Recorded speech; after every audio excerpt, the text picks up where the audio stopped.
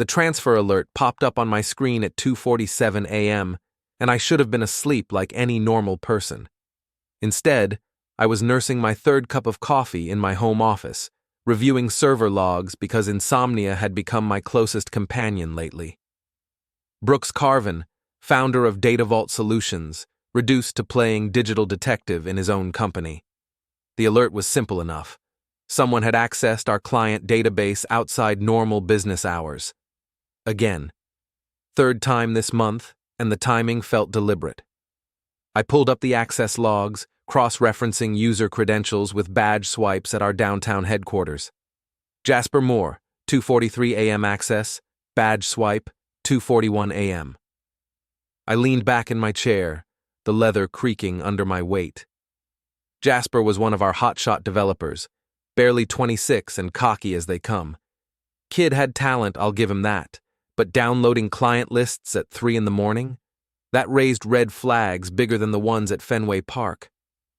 My wife Madeline stirred in the bedroom down the hall.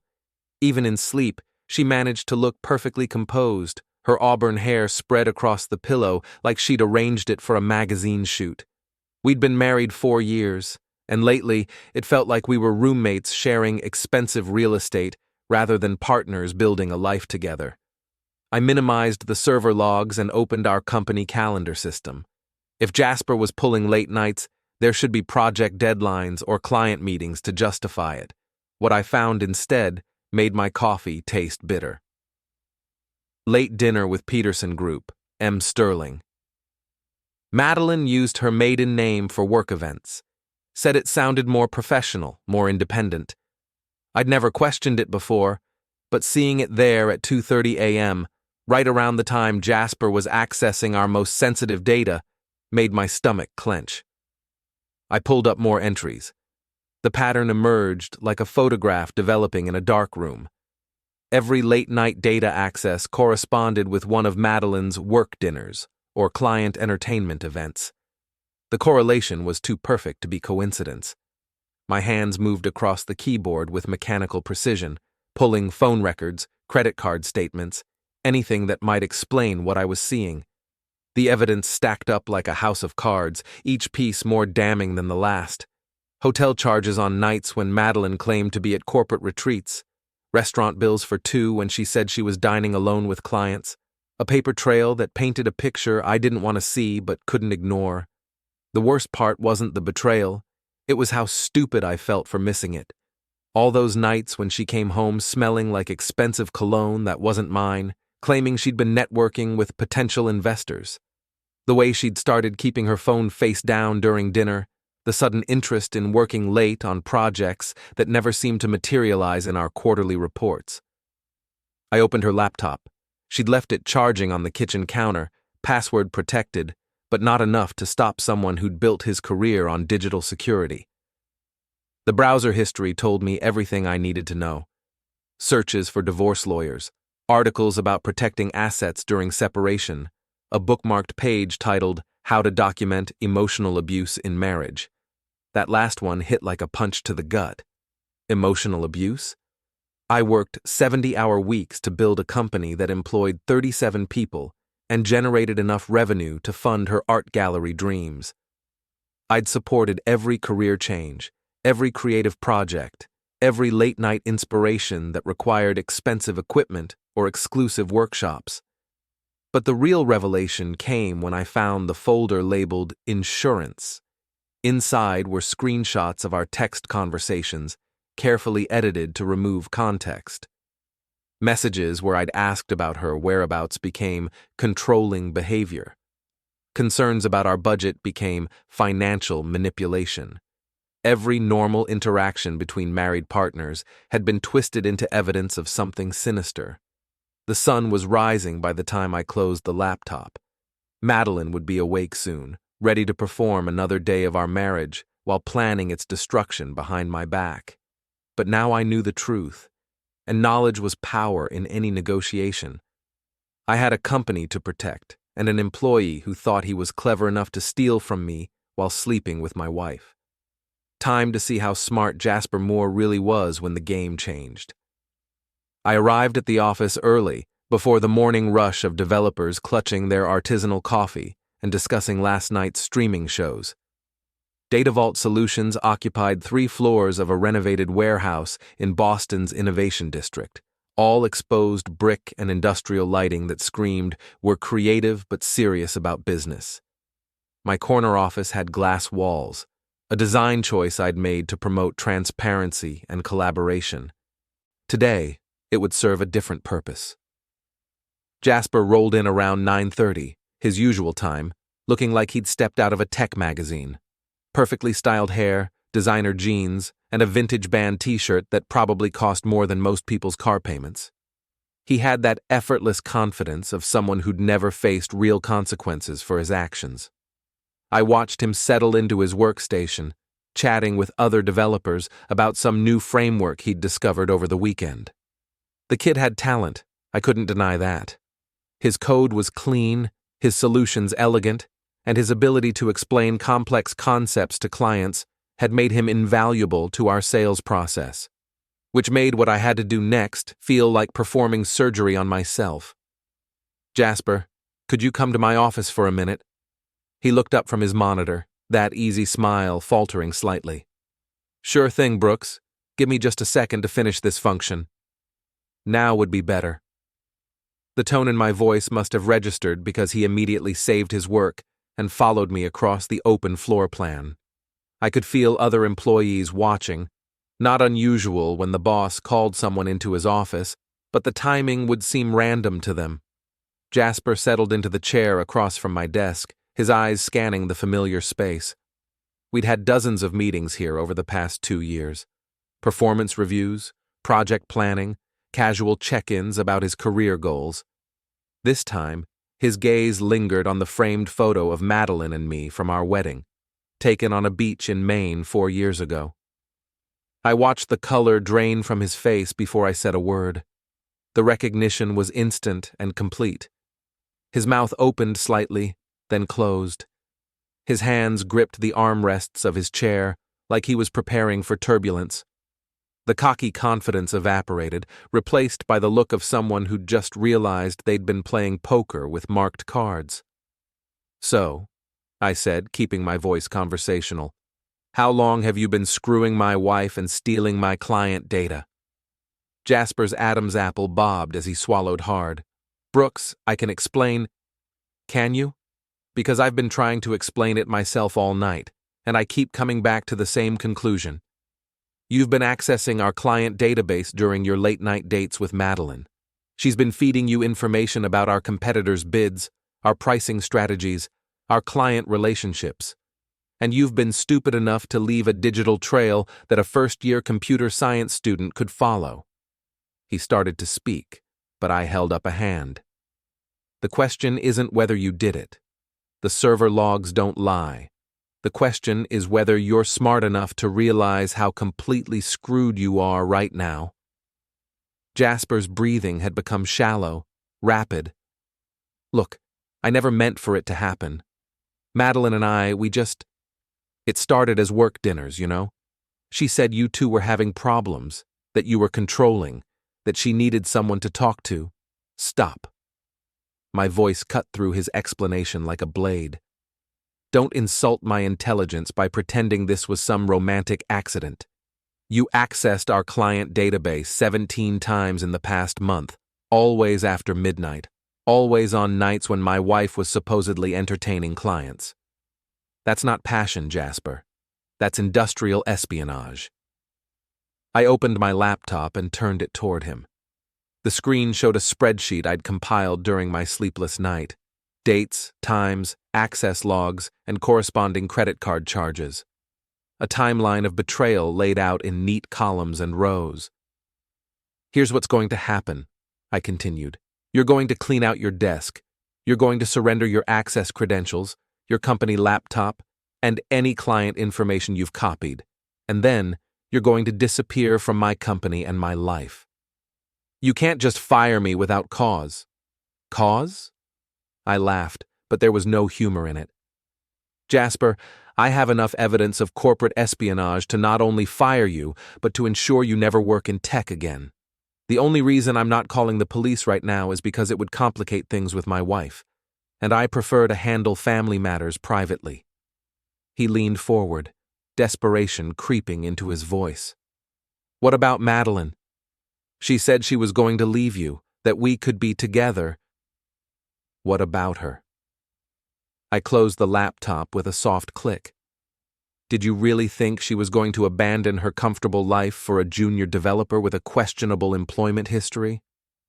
You were useful to her, Jasper, a source of information and a way to document my supposed controlling behavior. But useful tools get discarded when they're no longer needed. The truth of my words seemed to hit him like cold water. I could see him replaying conversations, reconsidering promises, realizing how carefully he'd been manipulated. "She's been planning this for months," I continued. "The divorce, the asset protection, the narrative about emotional abuse. You were never her exit strategy. You were her evidence." Jasper slumped in his chair, the fight going out of him. "What do you want me to do?" "I want you to remember that you're 26 years old with a promising career ahead of you, assuming you're smart enough to learn from this mistake. Clean out your desk, return company property, and find a new job in a different city. Do that, and we never speak of this again." He stood on unsteady legs, looking like a man who'd just realized he'd been swimming with sharks while wearing a meat suit. "And Jasper?" I called as he reached the door. "Next time you decide to steal from someone, make sure they're not better at this game than you are." After he left, I sat alone in my glass office, watching him gather his belongings under the curious stares of his former colleagues. The first move was complete, but the real game was just beginning. Madeline thought she was playing chess while I was playing checkers. Time to show her how wrong she was. The next few days passed like a fever dream. I maintained the routine of our marriage, morning coffee together, casual conversation about work, evening dinners where we discussed everything except the elephant that had taken up permanent residence in our living room. Madeline seemed relaxed, even cheerful, probably assuming that Jasper's sudden resignation was unrelated to their affair. She had no idea I was documenting everything.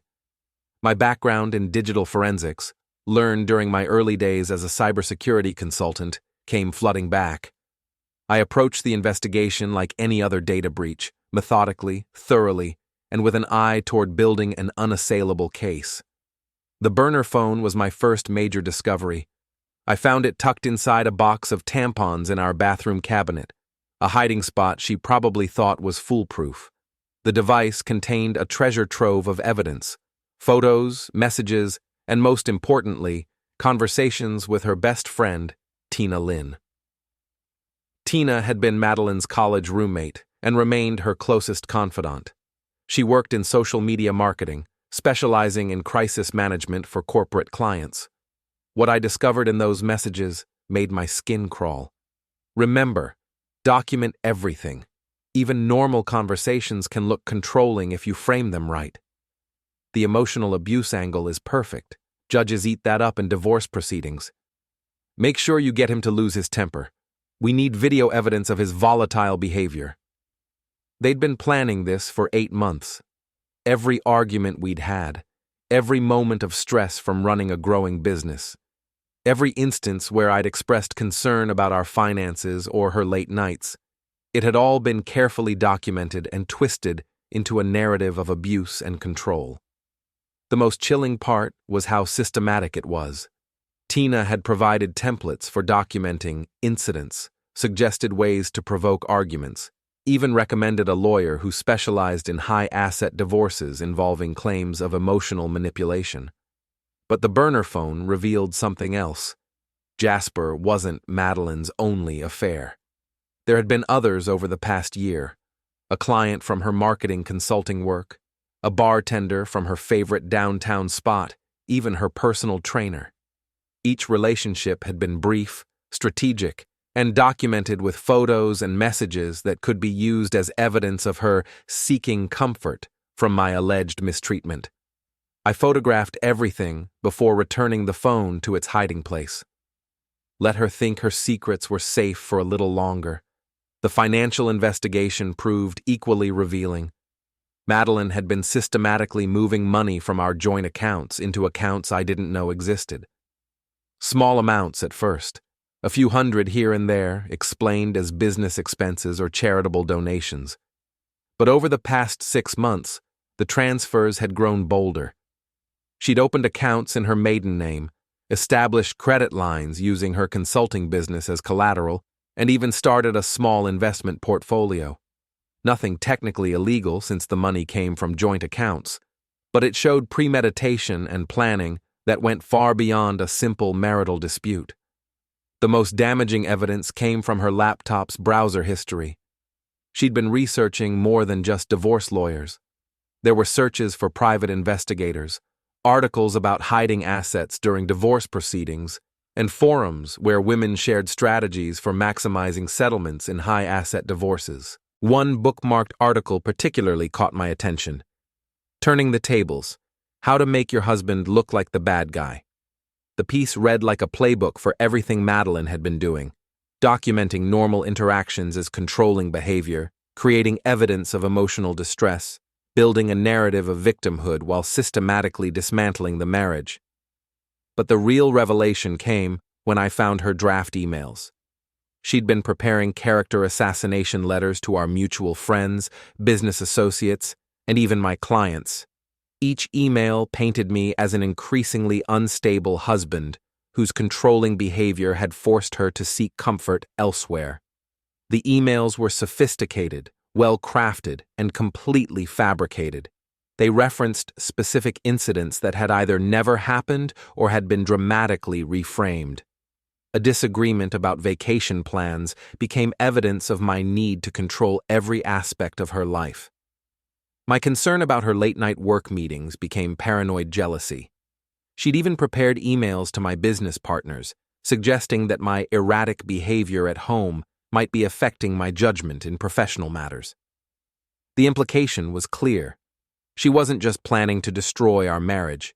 She was planning to destroy my reputation and my business. I copied everything to an encrypted drive and began building my own documentation. If Madeline wanted to play the evidence game, I'd show her what real evidence looked like. The irony wasn't lost on me. She'd spent months documenting fake abuse, while I was now documenting real betrayal. The difference was that my evidence would hold up under scrutiny, while hers would crumble the moment anyone looked closely at the timeline. But I needed more than just defensive evidence. If this was going to be a war, I needed weapons, not just armor. That's when I decided to pay a visit to Tina Lynn. Tina Lynn's office occupied the top floor of a converted brownstone in Back Bay, all exposed brick and Edison bulbs that screamed, creative professional with expensive tastes. Her social media marketing firm, Sterling Communications, named after Madeline's maiden name, I now realized, specialized in reputation management for tech startups and emerging brands. The irony was delicious. Tina made her living cleaning up other people's messes while orchestrating the biggest mess of my life. I'd called ahead, scheduling a consultation under the guise of needing crisis management for DataVault Solutions. A disgruntled former employee making accusations, I'd explained. Nothing specific, just wanted to discuss our options for protecting the company's reputation. Tina greeted me in her reception area with the kind of smile that probably cost a fortune in dental work. She was exactly what I'd expected, polished, professional, and radiating the sort of confidence that came from believing she was the smartest person in every room. "Brooks, so good to finally meet you properly. Madeline talks about you constantly." "I'll bet she does," I thought, returning her smile with one of my own. "All good things, I hope." "Of course. She's so proud of what you've built with DataVault, and she's mentioned how supportive you've been of her consulting work." We settled into her office, a carefully curated space that managed to look both professional and approachable. Awards lined the walls, testimonials from satisfied clients, photos of Tina with local celebrities and business leaders. This was a woman who understood the power of image. "So tell me about this employee situation," she said, pulling out a legal pad. What kind of accusations are we dealing with? I leaned back in my chair, studying her face. Actually, Tina, I think there's been a misunderstanding. I'm not here about a disgruntled employee. I'm here about you. Her pen stopped moving. The smile remained, but something shifted behind her eyes. I'm not sure I understand. I found the burner phone, I said simply. I've read the messages. All of them. The silence stretched between us like a taut wire.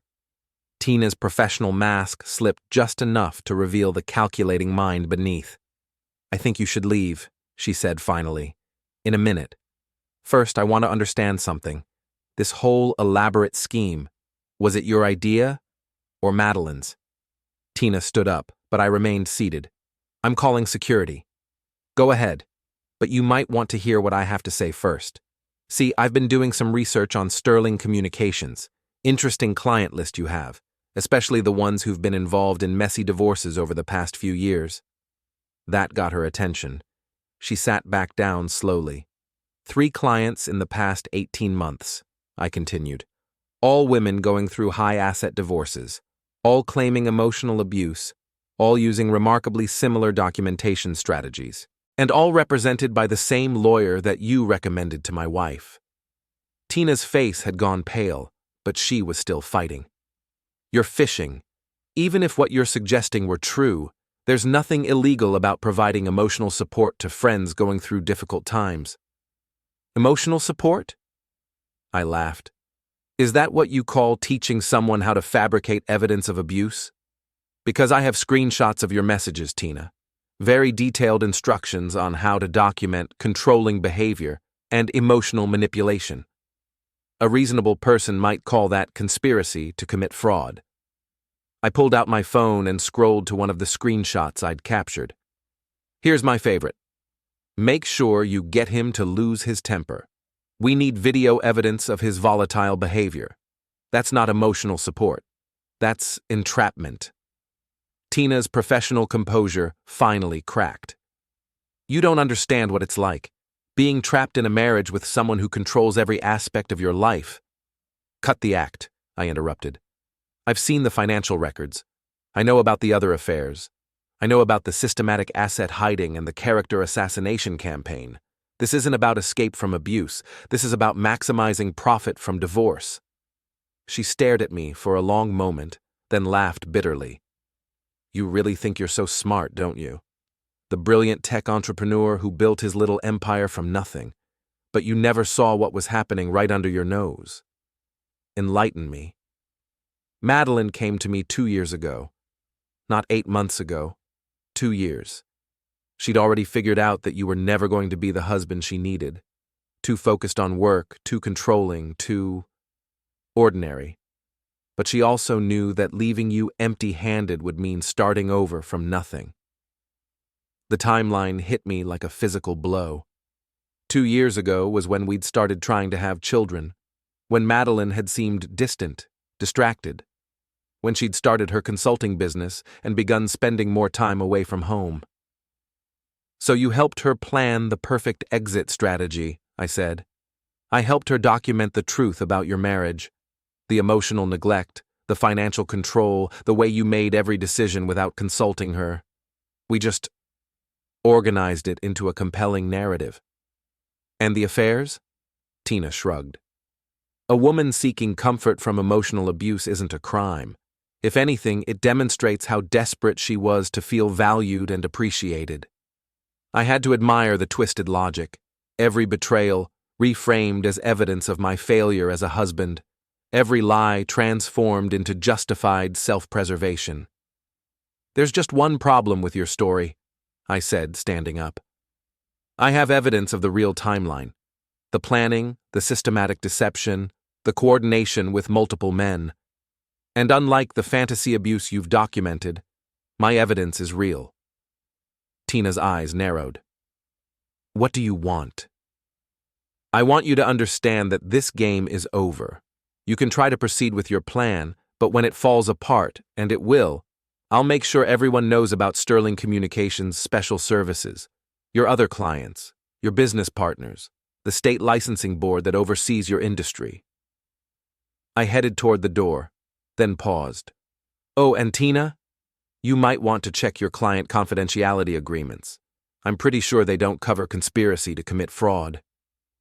As I left her office, I could feel the satisfaction of a chess move well played. Tina was the architect of this scheme, but she was also its weakest link. Smart enough to create an elaborate plan, but not smart enough to realize when that plan had been compromised. Now, it was time for the final confrontation with Madeline. I chose our anniversary dinner to end our marriage. The irony felt appropriate. 4 years to the day since we'd promised to love and honor each other, I would reveal how completely she'd betrayed both vows. Madeline had made reservations at Mistral, the same restaurant where I'd proposed. She'd been unusually affectionate all week, probably assuming that Jasper's departure meant her secret was safe. She had no idea that I'd been building a case that would destroy not just our marriage, but her carefully crafted narrative of victimhood.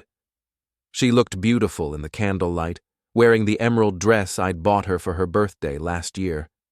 For a moment, I almost understood why Jasper and the others had been willing to risk everything for her attention. Madeline had always possessed an effortless elegance that drew people into her orbit. "You seem distracted tonight," she said, reaching across the table to touch my hand. "Everything okay with the company?" "Actually, I've been thinking about Jasper's resignation. Very sudden, don't you think?" A flicker of something, concern, calculation, crossed her face. "I suppose. But you know how these young developers are, always chasing the next opportunity." I sipped my wine, watching her carefully. I was surprised he didn't give more notice. 2 weeks is standard, but he just cleaned out his desk and left, almost like he was running from something. Maybe he got an offer he couldn't refuse. Maybe. Or maybe he realized he was in over his head. Madeline's smile faltered slightly. "What do you mean?" I reached into my jacket pocket and pulled out a manila envelope, placing it on the table between us. "I mean, maybe he figured out that stealing client data and having an affair with his boss's wife was a career-limiting move." The color drained from her face, but she recovered quickly. "Brooks, what are you talking about?"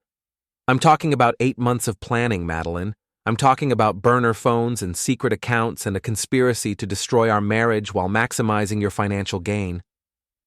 I opened the envelope and spread several photographs across the table. Screenshots of text messages, bank statements, hotel receipts, server access logs. A paper trail of betrayal laid out like a prosecutor's evidence board. "I'm talking about your partnership with Tina Lynn to fabricate evidence of emotional abuse while you systematically betrayed our marriage vows." Madeline stared at the evidence, her mind clearly racing through possible explanations, denials, counterattacks. When she looked up, her eyes had hardened into something I'd never seen before. "You went through my private communications? My personal accounts? That's exactly the kind of controlling behavior I've been documenting." "Is it? Because according to these messages with Tina, you've been documenting fictional controlling behavior while engaging in very real criminal behavior. Industrial espionage, fraud, conspiracy. Should I continue?" She leaned forward, lowering her voice. "You think you're so clever, don't you? But you've just proven everything I've been saying about you. Invading my privacy, stalking my activities, building some paranoid case against me. No judge is going to ignore that kind of obsessive behavior." I had to admire her commitment to the performance. Even caught red-handed, she was still trying to flip the script. "You're right," I said. "A judge probably would be concerned about obsessive behavior, which is why I've prepared a little demonstration." I pulled out my phone and opened a video file. "This is security footage from our office building. Watch the timestamp." The video showed Jasper entering the building at 2:41 a.m. on a night when Madeline was supposedly at a client dinner. The next clip showed them leaving together 3 hours later, Jasper carrying a laptop bag. "And this," I continued, swiping to another video, "is from the hotel across the street. Same night, same timestamp. Notice how you're not wearing your wedding ring? Madeline's composure finally cracked. You've been spying on me, recording me without consent. That's illegal in Massachusetts. Actually, it's not. Security footage from public spaces is perfectly legal, and the hotel lobby is definitely public space. I leaned back in my chair. But you know what is illegal? Using your position at my company to facilitate industrial espionage, conspiracy to commit fraud, filing false police reports about domestic abuse. I never filed any police reports. Not yet. But according to your messages with Tina, that was phase 3 of your plan. After the divorce proceedings started, you were going to claim that my erratic behavior had escalated to physical threats. I pulled out one final document, a printout of her draft email to the Boston Police Department, complete with a detailed account of fictional incidents of escalating abuse. The problem with planning everything digitally, I said, is that digital evidence is very hard to destroy completely.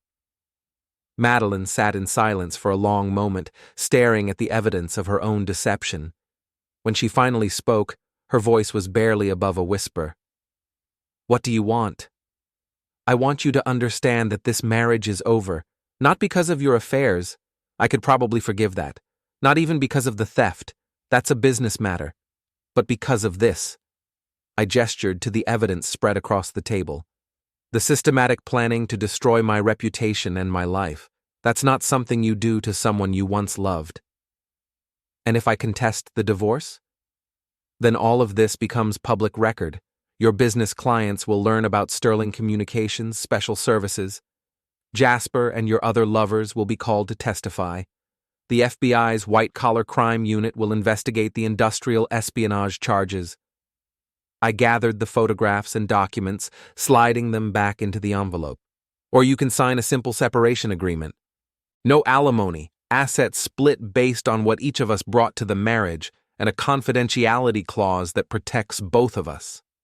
Madeline's laugh was bitter, defeated. You really think you've won, don't you? I think I've survived. There's a difference.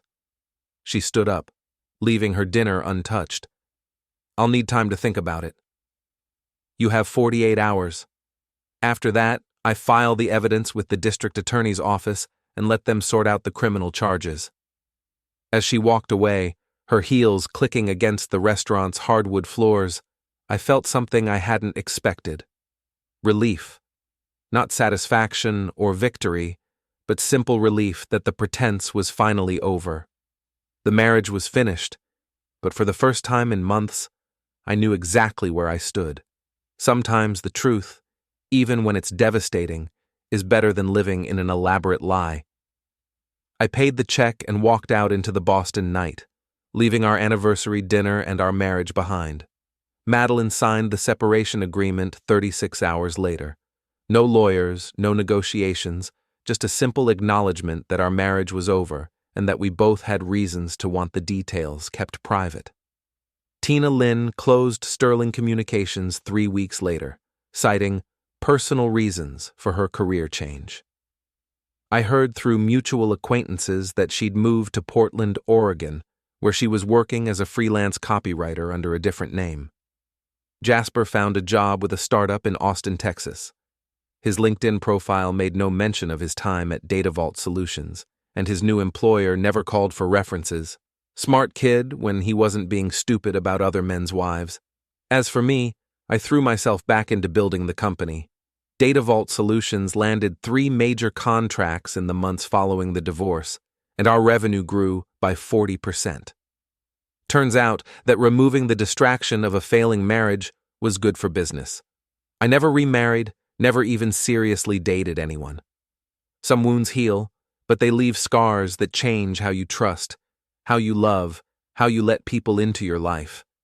Maybe that's wisdom, or maybe it's just damage. Either way, it's honest. The evidence from Madeline's conspiracy remains in a safety deposit box downtown, insurance against any future attempts to rewrite our history. She's never contacted me since the divorce was finalized, and I prefer it that way. Some stories end with reconciliation or revenge. Hours ended with truth, and sometimes that's enough. I still work late nights sometimes, reviewing server logs and security reports. But now when I see unusual access patterns or suspicious activity, I investigate them as business problems, not personal betrayals. It's a cleaner way to live, even if it's lonelier. The last I heard, Madeline was living in New York, working for a marketing agency under her maiden name. I hope she's found whatever she was looking for when she decided our marriage wasn't enough. I hope she's learned that elaborate schemes usually collapse under their own complexity. Mostly, I hope she's learned to be honest with whoever comes next. As for me, I learned that marriage is like any other partnership. It only works when both parties are playing by the same rules. When one person is playing chess and the other is playing poker, someone's going to lose everything. I just made sure it wasn't me,